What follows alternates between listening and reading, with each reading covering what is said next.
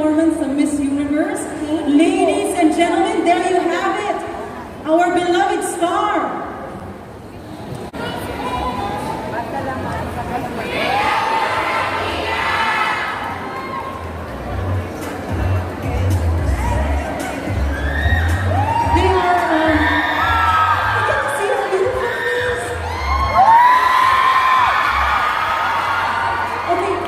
Miss Rabiya, we would like to request if you could, a beautiful festive walk for us.